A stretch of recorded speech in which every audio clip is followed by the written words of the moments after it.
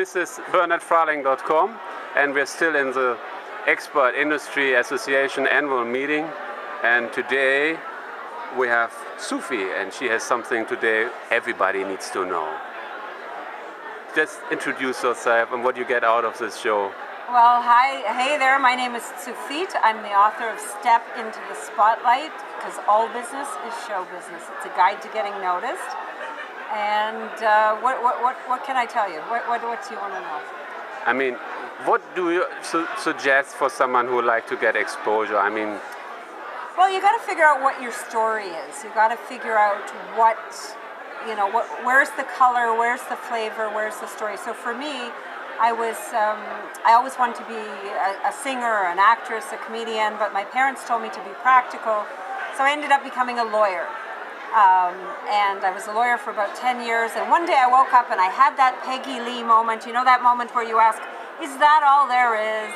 And so I left the law, I kept the kids, I had 4 kids in 4 years, 4 daughters in 4 years, and I left law for the limelight.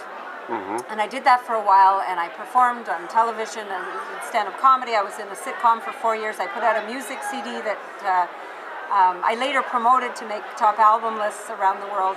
And people said, how'd you do it? How'd you do it? So I started coaching them to do what I did, to follow their dreams and to figure out how to make money doing it.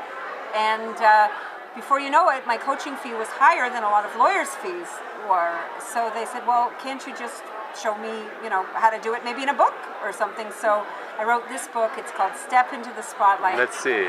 And it's a guide to getting noticed and getting known in business. Mm-hmm. And so what I would suggest to your listeners is figure out what your story is.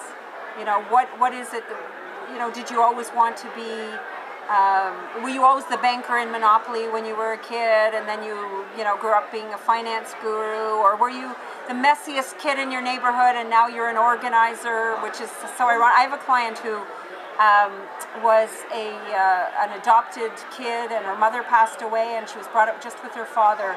And every night they would say, okay, who's going to open the can of stew? Because there was nobody there to cook for them.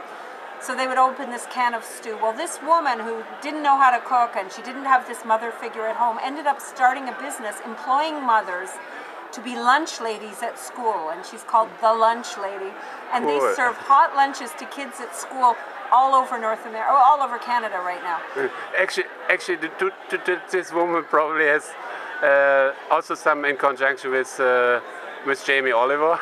No. Or did they get in touch with each other? No, but the point is that she has an interesting story, yeah, which is a big contrast with what she does for a living, and people find that interesting. So when you ask me, how do people do it? How do you get known? How you get seen? How you get heard? Mm-hmm. It's by finding a story, usually a provocative story, a controversial story, a story that people wouldn't expect maybe, and tell that story. What do you think about, I just asked you, have you heard about Rich Schefren's attraction marketing? Well, I know Rich Schefren. I've met him a few times. I don't know that much about that. Yeah, but he's a guy who just explained to us that you just need to get exposure to. Just this example, for example, was this Paris Hilton. There's nothing to say. But she has a famous name, right? Yeah. You know what, though? It's funny. I talk about Paris Hilton sometimes. I think, you can get known. You want to get known, you go be a streaker. You go run naked. You go, wear a pink boa. You do that cowboy thing, the guy in New York City. But experts, we don't want to get known for that. No, this is not our way. You want to get known for some substance. If you just want to get known, the Spice Girls are known, but you want to get known for something of weight, of substance.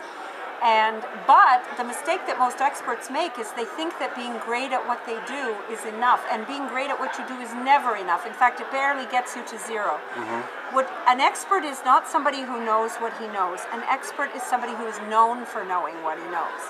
And that's the piece that a lot of experts miss. So I have clients who are like PhDs and MBAs and a master's degree, but nobody knows them.